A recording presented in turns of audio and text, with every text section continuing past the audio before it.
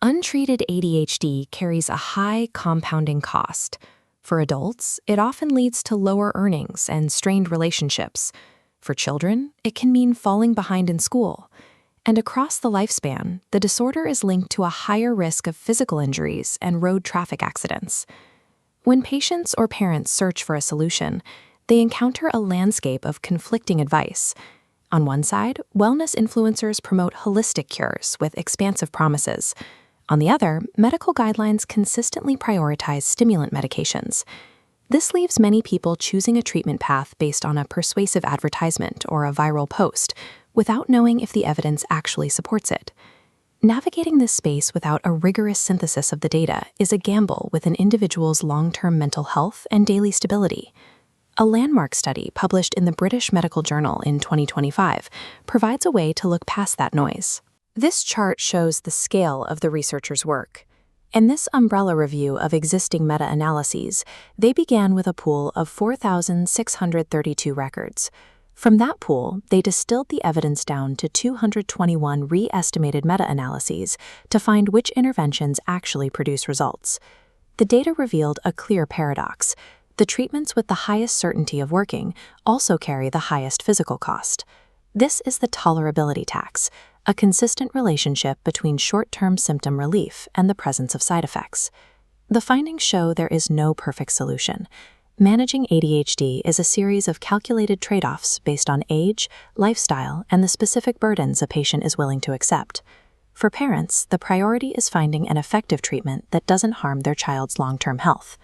The pharmacological data for children and adolescents focuses primarily on stimulants like methylphenidate and amphetamines. This scatterplot displays treatment effects.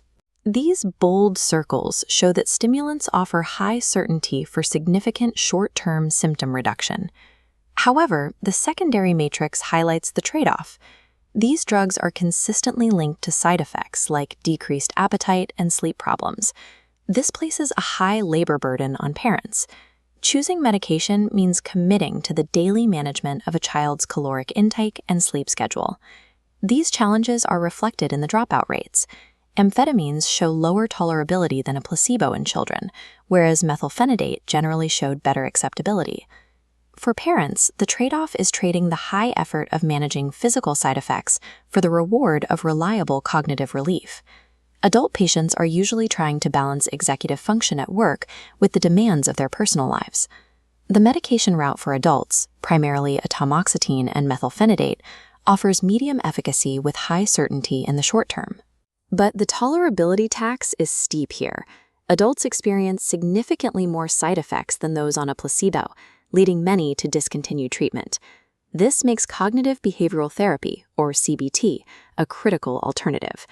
This diagram compares interventions by cost. CBT is the only non-drug intervention for adults with moderate certainty evidence for symptom relief, avoiding the physical risks of medication. The cost is the significant toll in time and active mental effort required to implement behavioral changes. Adults must choose whether they are better equipped to tolerate physical discomfort or sacrifice a large portion of their personal time and focus. To avoid this choice, some patients look towards supplements, neurofeedback, or expensive restrictive diets. The umbrella review provided a direct evaluation of these alternatives. This matrix shows that while some alternative therapies appear to have large effects on paper, the evidence certainty is systematically low. The studies behind them are often small or lack rigor. Pursuing these options often means spending high amounts of time and money on treatments that may not be reliable.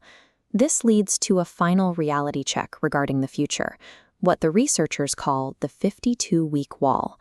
Out of 221 meta-analyses, the review found 0 high-certainty evidence for the sustained benefits of any intervention, drug or non-drug, beyond 1 year.